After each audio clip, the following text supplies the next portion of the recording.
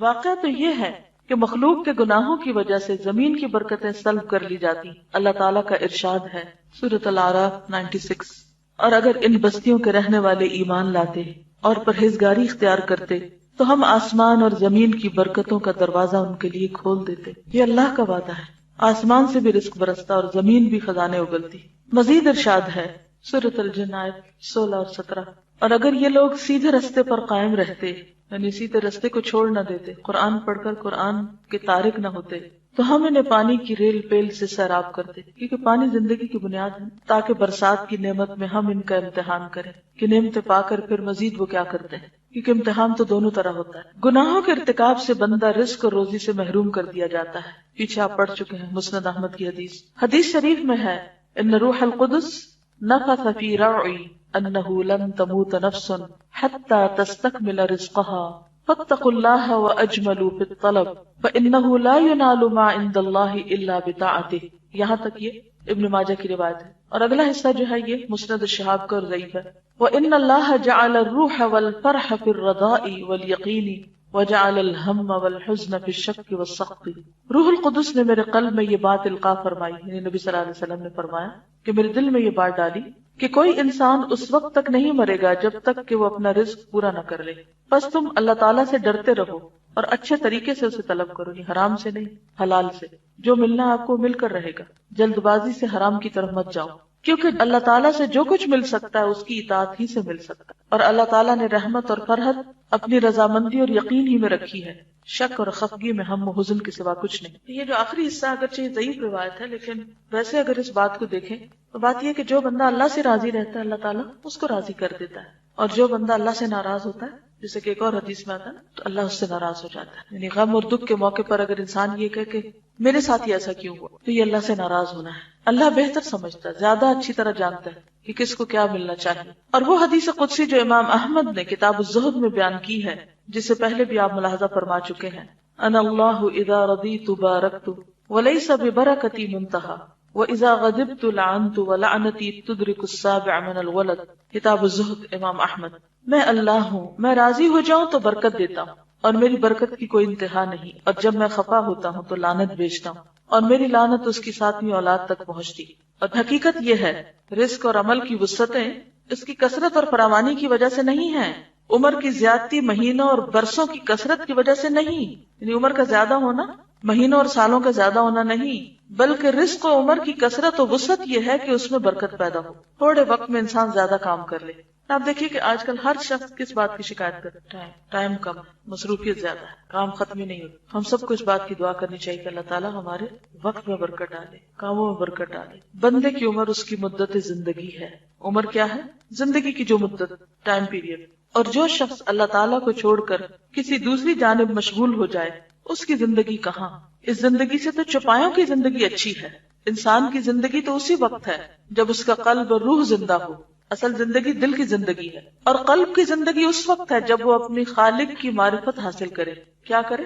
اللہ کی معرفت، اس سے محبت کرے اور اس کی عبادت کرے اور اسی کی بارگاہ میں رجوع کرے، اسی کی چوکھٹ پہ سر جھکائے، اسی کے ذکر سے طمانینت اور سکون اور اس کے تقرب سے انس حاصل کرے. جس نے یہ زندگی کھو دی اس نے ہر قسم کی خیر و فلاح کھو دی، چاہے اسے کچھ دنیا بھی مل گئی ہو. یعنی دنیا کی زندگی میں اگر اس کے پاس کچھ نعمتیں ہیں بھی اللہ کی نافرمانی کے باوجود تو یہ زیادہ دن کے لیے نہیں ہے، اس لیے اس میں مت کوئی بھولے. لیکن اس زندگی کے عوض تو ساری دنیا میں مل جائے تو ہیچ ہے.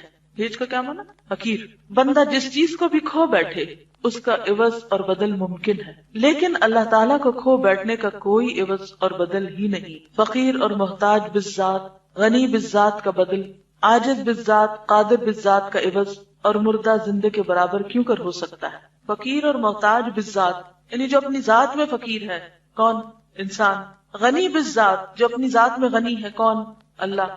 کا بدل یعنی اللہ کو کھو کر کسی انسان کو پا لیا تو کیا ملا؟ کیا حاصل ہوا؟ عاجز بالذات کون؟ انسان. قادر بالذات کون؟ اللہ. اور مردہ زندے کے برابر کیوں کر ہو سکتا ہے؟ مخلوق خالق کا بدل کس طرح ہو سکتی ہے کہ انسان اللہ کو بھول جائے اور بندوں کے پیچھے دوڑتا رہے؟ وہ مخلوق جس کا وجود بالذات نہیں، جس کی کوئی چیز بالذات نہیں یعنی ذاتی نہیں. انسان کی کوئی بھی چیز ذاتی نہیں. کیا ہے؟ ادھاری ہے نا، مستعار ہے. کہاں سے لیے؟ اس ذات کے عوض اور بدلے میں کیوں کر لی جا سکتی ہے جس کا غنا بالذات، جس کی حیات، کمال وجود، رحمت سب کچھ بالذات اور لوازمات ذات میں سے ہے.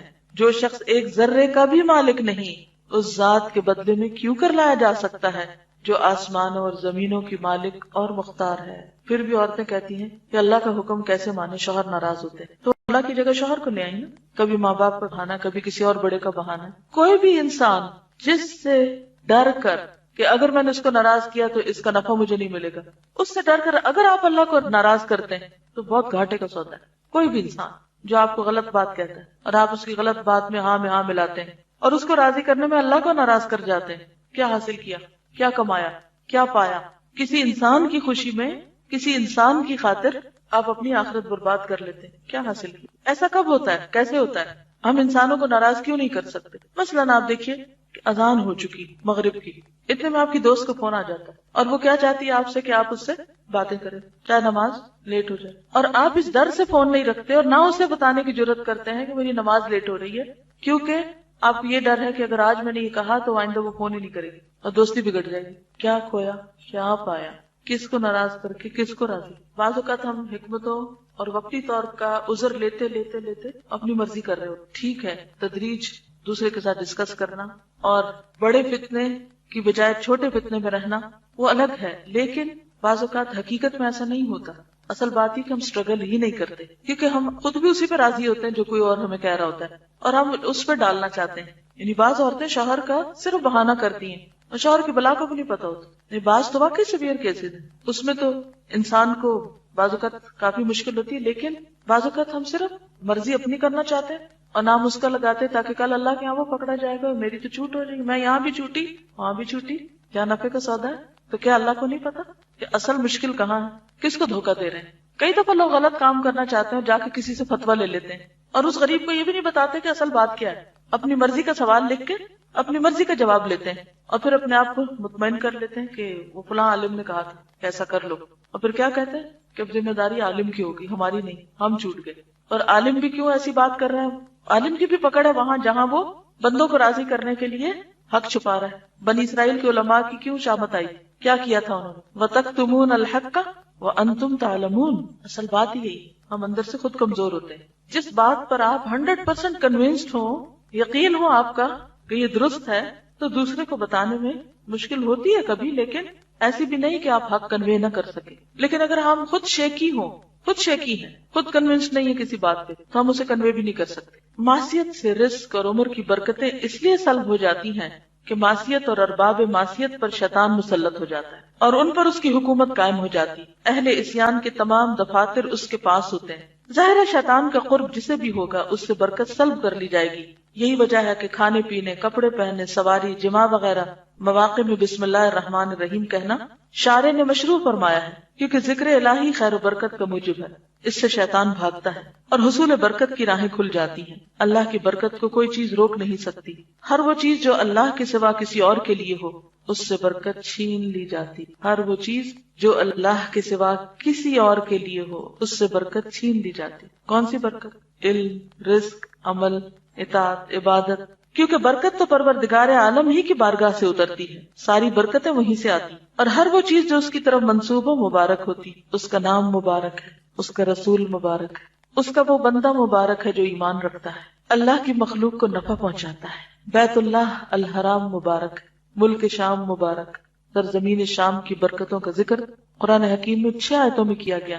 بس دنیا میں اس کی ذات کے سوا کوئی مبارک نہیں. ہر وہ چیز جو اس سے نسبت نہیں رکھتی، یعنی اس کی محبت اور رضا سے نسبت نہیں رکھتی، اس میں کسی قسم کی برکت نہیں. کوئی کام جو اللہ کی رضا کے خلاف ہو رہا ہو، خواہ وہ شادی کی محفل، خواہ وہ کوئی تعلق، کسی قسم کا لین دین، کوئی برکت نہیں، اس سے کوئی خیر نہیں پھوٹ سکتی. یہ تو ساری کائنات اس کی ربوبیت اور خالقیت سے نسبت رکھتی ہے، لیکن اس کی ربوبیت اور رضامندی کی نسبت نہ ہو تو وہ بے برکت ہے. دنیا کی ہر وہ چیز، خواہ وہ آیان و اشخاص ہو، آیان کون ہوتے ہیں؟ یعنی بڑے بڑے لوگ، خواہ اقوال و گفتار یا اعمال و کردار، جو بھی اللہ سے بعید اور دور ہے اس میں خیر و برکت نہیں.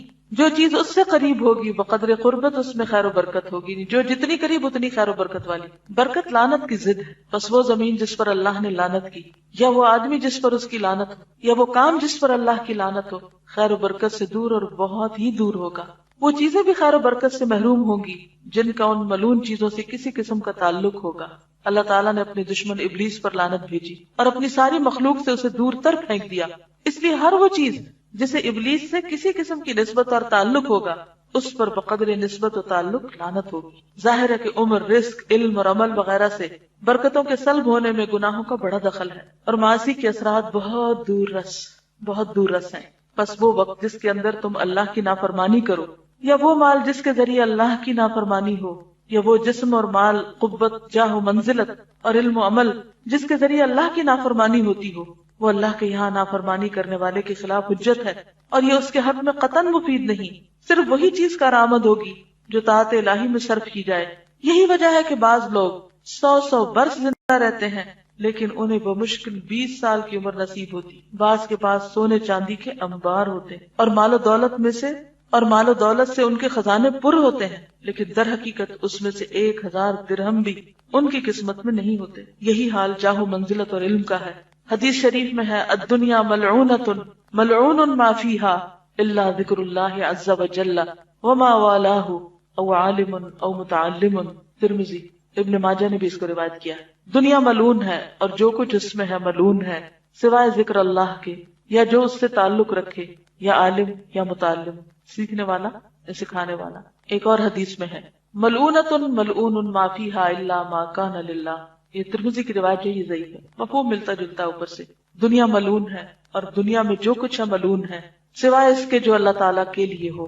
جو چیز اللہ تعالیٰ کے لیے ہو اسی میں اللہ تعالیٰ کی خیر و برکت ہوا کرتی۔ واللہ المستعان۔ کیا کرنے کی ضرورت؟ اللہ سے مدد مانگی جائے، گناہوں سے بچنے کی کوشش کریں، ایسے لوگوں سے بچیں جو گناہوں کی طرف لے جاتے ہیں، ایسی مجلس اور محفلوں سے بچیں جن میں ایمان محفوظ نہ رہتا ہو۔ دوست وہ جسے دیکھ کے اللہ یاد آئے تو آپ اپنی دوستیوں کی کرائیٹیریا دیکھ لیں، پہچان کر لیں۔ اصل میں یہ کہ ہم سب کو ڈیسیژن یہ لینا ہے کہ غلط کام نہیں کرنے، کسی کا بھی ساتھ نہیں دینا غلط کاموں میں، چاہے ماں باپ ہوں، بہن بھائی ہوں، دوست ہوں، کوئی بھی۔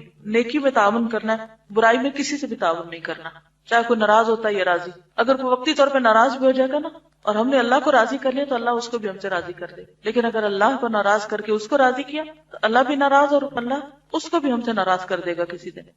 یہ بتائیے کہ جادو کا شرک سے کیا تعلق ہے؟ ہم شرک کا باب پڑھ رہے تھے تو اس کا ذیلی باب ہے جادو، کیا کنیکشن ہے؟ یعنی جادو میں کچھ ایسے اعمال کیے جاتے ہیں جو شرک کے ضمن میں آتے ہیں، جس میں غیر اللہ سے مدد مانگی جاتی ہے، جیسے شیاطین وغیرہ، اور اللہ تعالیٰ کی صفت تصرف جو یعنی کہ اللہ تعالیٰ کی جو قدرت ہے یا طاقت ہے مختلف کاموں میں تصرف کی، وہ دوسروں سے منسوخ کر دی جاتی۔ بعض اوقات جادوگر یہ بھی شو کرتے ہیں کہ وہ غیب کا علم جانتے ہیں، اپنے آپ کو نفع و نقصان کا مالک سمجھتے ہیں، یعنی دوسروں کو نفع یا نقصان پہنچانے کا دعویٰ کرتے ہیں کہ ہم جادو کے ذریعے کوئی چیز حاصل کر لیں گے یا پھر کسی کو کوئی نقصان دے سکیں گے، حالانکہ ایسا ممکن نہیں جب تک کہ اللہ تعالیٰ نہ چاہے۔ تو دراصل اس میں بہت سا عقیدے کا بگاڑ ہے۔ جادوگروں کے علاوہ اور کن کے پاس جانا شرک کا سبب بن سکتا ہے؟ کاہن کس کو کہتے ہیں؟ مثلا جو غیب کی خبریں دیتے ہیں، پیشن گوئیاں جو کر رہے ہوتے ہیں۔ پھر غیب کی خبریں دینے والوں میں کون کون شامل ہیں؟ نجومی کیا کرتے ہیں؟ وہ کس کے ذریعے خبریں پہنچاتے ہیں؟ ستاروں کو ذریعہ بناتے ہیں، ستاروں کی رفتار یا مختلف سٹارز یا جو سیارے ہوتے ہیں ان کے ذریعے۔ برج، وہ جو سورت بروج سے اس کی دلیل لیتے ہیں، حالانکہ اس میں تو کوئی ایسے ذکر نہیں۔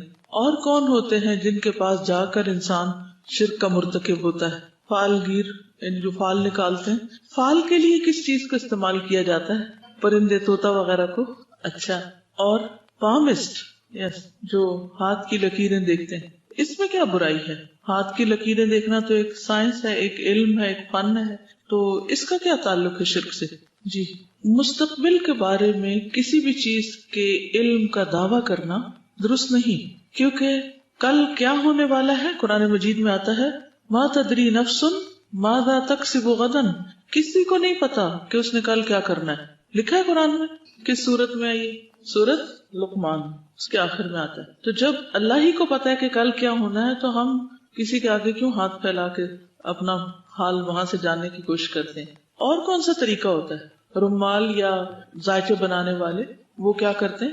لکیریں کھینچ کے ڈبیاں بعض اوقات بناتے ہیں اور اس میں نشان لگاتے ہیں اور پھر جو آخر میں آ کے پتہ چلتا ہے کہ اگر ایک ڈبی خالی رہ گئی یا آڈ نمبر نکلا اللہ عالم طریقہ کیا ہوتا ہے، لیکن اس سے بھی غیب کی خبر معلوم کرنا کہ یہ کام ہو یا نہ ہو، کرنا بہتر ہے یا نہیں کرنا چاہیے، اور کارڈز کے ذریعے اور کیا کرتے ہیں. مثلاً کبھی آپ نے دیکھا کہ لوگ کافی کے اوپر تقدیر پڑھ رہے ہوتے ہیں، کافی کے کپ پہ، تو اس کے اوپر جو جھاگ بنتی ہے ان لکیروں میں، بعض لوگ بالوں میں بال دیکھ کے کچھ بتاتے ہیں، فور ہیڈ دیکھ کے. وہ تو چلے پھر بھی فراست اور سمجھداری، اور انسان کے چہرے کو ایک دیکھ کے ایک اندازہ ہو جاتا ہے کہ یہ شریف انسان ہے یا کوئی بدماش ہے، وہ علم فراست کہلاتا ہے. اس کا غیب سے تعلق نہیں ہوتا، وہ صرف چہرے کی ظاہری علامات کو دیکھ کر، جیسے قرآن مجید میں کہا ہے نا کہ غریب لوگوں کو جن کو صدقہ دینا چاہیے ان کو کہاں سے پہچانا جائے، تعرفہم بسیماہم، تو ان کا چہرہ دیکھ کے، ان کی پیشانی دیکھ کے تم پہچان جاؤ گے. یعنی ظاہری اثرات سے کچھ پہچانا، لیکن اس سے یہ خبریں دینا کہ اس کا فیوچر کیا ہوگا، یہ درست نہیں. دیکھیے کوئی بھی جو کسی چیز کا دعویٰ کرے نا، اس کو ایک ہی جملہ بولا کرے، قل ہاتوا برہانکم ان کنتم صادقین. اگر تم اپنے اس دعوے میں سچے ہو تو ہمیں کوئی دلیل دے دو، ہم بھی مان جائیں گے، ہمیں کوئی مشکل نہیں. اور اگر کوئی دلیل نہیں ہے تو کیا کسی انسان کو یہ بات زیب دیتی ہے کہ وہ کسی کی تباہی کا فیصلہ کرے؟ کیا آپ کو وہ حدیث معلوم ہے جس میں نبی صلی اللہ علیہ وسلم نے فرمایا کہ جو کسی کے بارے میں کہے کہ وہ تباہ ہو گیا، وہ خود اس سب سے بڑھ کے ہلاک ہونے والا ہے. ہمیں کسی کے بارے میں بھی کوئی حق نہیں دیا گیا کہ ہم اس کے مستقبل یا جنت یا جہنم کے فیصلے کریں کہ وہ کہاں جانے والا ہے یا اس پہ کیا گزرنے والی. اصل چیز یہی ہے کہ آپ کے پاس معیار ہونا چاہیے اور اس کے مطابق آپ پھر چیزوں کو پرکھیں. جی علم العادات سے بھی لوگ کچھ مستقبل کی پیشن گوئیاں کرتے رہتے ہیں، ڈیٹ آف برتھ سے یا ناموں کے حروف کے اعداد کو جمع تفریق کر کے کہ یہ نام رکھنا اچھا ہے یا نہیں. ان چیزوں سے بھی پرہیز کرنا چاہیے. جی ویدر اپ ڈیٹس جو ہوتی ہیں یہ اسباب کے ذریعے ہوتی ہیں. وہ انہوں نے ایسے آلات اور مشینیں لگائے ہوتے ہیں جس سے وہ دیکھ رہے ہوتے ہیں کہ ہواؤں کا رخ کدھر جا رہا ہے، یا سیٹلائٹس کے ذریعے زمین کے اوپر جو مختلف جگہوں سے بادلوں کی موومنٹ ہوتی ہے ان کی رفتار دیکھ کے کچھ اندازہ صرف کیا جاتا ہے کہ کتنے گھنٹے میں کس جگہ تک پہنچ جائے گا تو وہاں بارش ہونے کا امکان ہے. یہ علم غیب سے تعلق نہیں رکھتا. علم غیب تب ہوتا یہ جب وہ بغیر کسی ذریعے کے یہ بتاتے کہ بارش ہونے والی. مثلا آپ کو بخار ہے اور کوئی شخص صرف دیکھ کے آپ کو کہے کہ آپ کو بخار ہے بغیر کسی طریقے کے، تو ہاں شکل سے اور چہرے سے اگر وہ کچھ علامات ظاہر ہو رہی ہیں کہ وہ سرخ ہے، یہ ایک ڈاکٹر اور تجربے کی بنیاد پہ کہہ رہا ہے تو وہ ایک علم کی بنیاد پہ کہہ رہا ہے، غیب دانی کا وہ دعویٰ نہیں کر رہا. یا وہ تھرمامیٹر لگا کے آپ کو ٹیمپریچر بتا رہا ہے. تھرمامیٹر لگا کے کوئی اگر بتاتا ہے کہ آپ کو یہ بخار ہے یا فلاں بیماری ہے، یا بعض لوگ نبض دیکھ کے بتاتے ہیں، تو وہ جو آپ کی ہارٹ بیٹس ہوتی ہیں یا جسم کے اندر کی گرمی سردی کا جو مزاج ہوتا ہے اس سے بعض بیماریوں کی نشاندہی ہوتی ہے. یہ سب اسباب کے ذریعے ہے. غیب دانی بدون اسباب یا صرف تیر تکے کی بنا پر کوئی بات کہنے کو کہتے ہیں، یہ شرک میں نہیں آئے گا. ٹھیک ہے. اسی طرح یہ جو آتا ہے نا قرآن مجید میں کہ کوئی شخص یہ نہیں جانتا کہ کس جگہ مرے گا، کہاں فوت ہوگا، کسی کو نہیں پتا.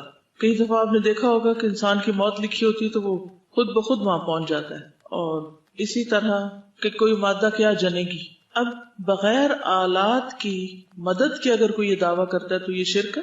لیکن اگر آلات کے ذریعے کوئی چیز معلوم کرتا ہے تو وہ اندازہ درست بھی ہو سکتا ہے اور نہیں بھی ہو سکتا. جیسے ویدر کی پریڈکشن بعض اوقات درست نہیں ہوتی، وہ صرف ایک اندازہ ہوتا ہے اور وہ ایک ذریعے سے ہوتا ہے، ایک مشین کے ذریعے دیکھ کے بتاتے ہیں. جی مثلاً آپ کسی کو دعا دیتے ہیں، یا اللہ اس شخص کو صحیح کر دے، اللہ اس کو صحت دے، اللہ اس کو صحت، یا اللہ اس کو صحت دے. اب ان الفاظ میں کیا ہے؟ دعا ہے نا، لیکن اردو میں بول رہے ہیں، مانگ اللہ ہی سے رہے ہیں. تو کوئی بھی ایسا لفظ جس میں اللہ ہی کو پکارا جائے، چاہے وہ عربی زبان کا لفظ ہو یا غیر عربی کا، اگر اللہ سے مانگ رہے ہیں تو کوئی حرج نہیں ہے اس میں. ٹھیک ہے. پورا اسرار الفاظ نہیں ہونے چاہیے، دعائیہ الفاظ ہو سکتے. تجربے اور مشاہدے کی بنا پر اگر کسی چیز کا ایک احساس ہو رہا ہو تو ایک اور چیز ہے، وہ سبب ہے. اس میں جس چیز کے اندر ایک سبب ہے وہ تو ٹھیک ہے. نیکسٹ آگے شروع کرتے ہیں. درخت، پتھر یا قبر وغیرہ سے برکت حاصل کرنا. کیا آپ میں سے کوئی یہ سمجھتا ہے کہ جہاں کوئی نیک شخص دفن ہو وہاں برکت ہوتی ہے؟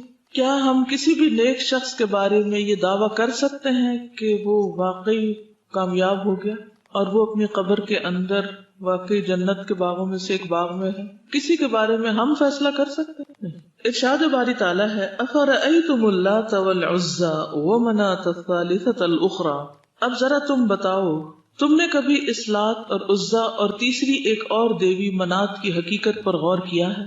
یہ جو ہم نے پڑھا تھا نا صفات میں شرک، اللہ تعالیٰ کا ایک نام ہے الالہ، تو الالہ سے مؤنث اللات بنایا گیا ہے، تو یہ ایک بت کو نام دے دیا گیا۔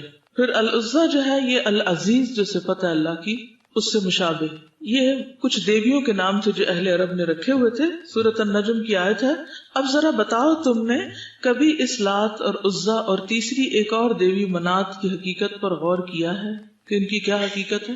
جیسے ہمارے ہاں مختلف بزرگوں کے اصل نام کے علاوہ کچھ نام ان کو دے دیے جاتے ہیں اور وہ صفاتی نام ہوتے ہیں، ان ناموں میں بھی شرک ہوتا ہے۔ مثلا کسی بزرگ کا کوئی صفاتی نام بتائیے، غوث اعظم، ان کا اصل نام کیا تھا؟ عبد القادر جیلانی۔